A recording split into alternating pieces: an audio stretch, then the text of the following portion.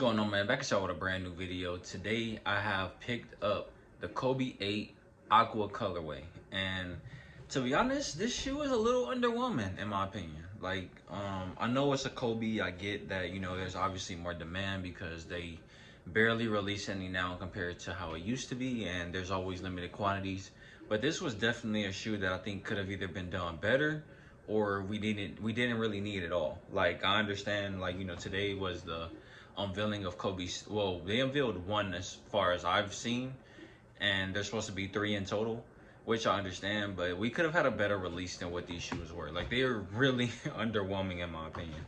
And shout out to Millennium Shoes. They did a great job with their in-store raffle. I think that a lot of stores could implement that same type of release where they have an hour where people can come in, grab their tickets, and then they just do a live raffle in front of the store.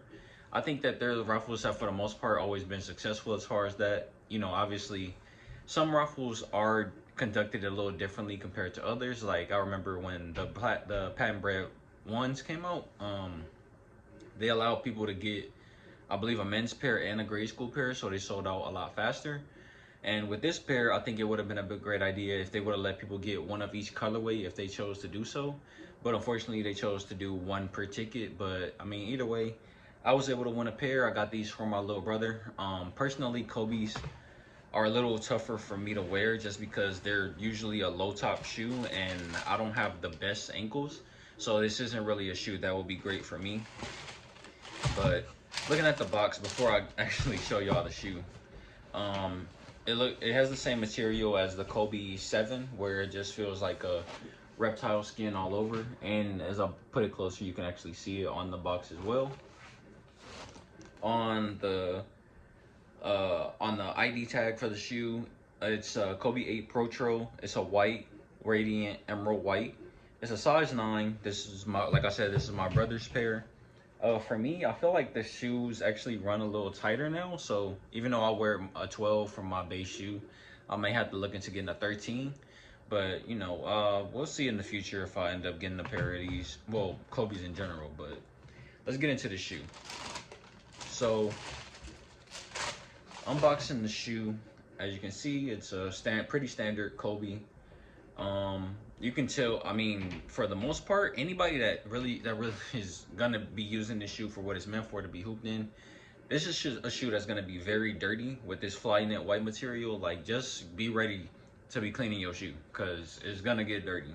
Like, unless you want to be selective, or like you someone like my brother who has recently been hitting on a lot of Kobe's, and I think he has about 5 pairs at least, and you have a little more variety, you can obviously get a lot more wear about this shoe. But you're definitely going to want to get a protector on it, just to spray it beforehand, so once you go out, you don't have to worry about any dirt like laying on top of the shoe and it making it tougher to clean. Sorry if my eyes are like flinching or like acting a little weird. I have my contacts in, and I had them in for the most of the day, so they're getting a little dry now. But I just want to get used to wearing them overall, because I just want to change up my style and my look, and I want to be able to not wear my glasses all the time but still be able to see. So that's that. But going back to the shoe, obviously, like, one thing I've noticed with a lot more recent Kobe's, I like how much lighter the shoe is compared to past releases. Like, I remember having a Kobe 10 Mamba Curios. It was the pink and black pair that came out. I love that shoe, but it was a little bulky. Like, it wasn't the easiest shoe to actually wear and hoop in. But these shoes are a lot more lighter. They have a lot of cushioning, obviously, around the sock liner, and they did an overall great job with the shoe as far as the build. I just feel like the colorway could have been a lot better. It kind of reminds me of that, I believe it was the Fade to Black colorway, when it had the 24 and the 8 all over the shoe, which was very dope. I think that it obviously took some hues from that, but still, it could have been better in my opinion. Like, I think that the Mambasita pair was literally perfect, and if we would have got something similar to that, like maybe a white and gold pair to kind of mirror that shoe, or a white and black compared to the black and white, that would have been great. But we got what we got, so it is what it is. But I don't really agree with the style, with the inspiration they took behind this shoe. So for the aqua colorway, this was inspired by being in an off-season state of flow and the purple was more of an in season instead of flow. So I guess like, I mean, at least what I took from it was like the off season, and the blue is more like tranquility, more at peace, like it's giving you that time to actually grow when things like that. And then with the purple is more chaotic, you know, like this is the time where the rubber got to meet the road, like, you know, you have to handle your business and do what you got to do. So in that sense, like, I mean, that's at least how I view the shoe. Let me know what you guys think about it, if you actually like these colorways, and if this shoe was a must cop for you. um but outside of that, I also managed to pick up some merchandise they had at Shoe Palace. I'm not sure if this is going to be the official release to go with the official merchandise to go with the shoe, but I am a big fan of graphic tees, as you can see with my number 2 shirt with Vegeta, Sasuke, and Zoro. So yeah, I'm definitely into graphic tees. But I picked this up for my brother, and also I got me and my girl a pair as well. So you have the Kobe logo on the front with, as you can see, like you have the moment where he hit that shot on Phoenix and he stood on the stadium. And just some other iconic moments for Kobe throughout his career. Shooting over someone, and his farewell, which I believe that's the same farewell he did in a statue that was unveiled from the 81-point game. So I thought that was pretty dope.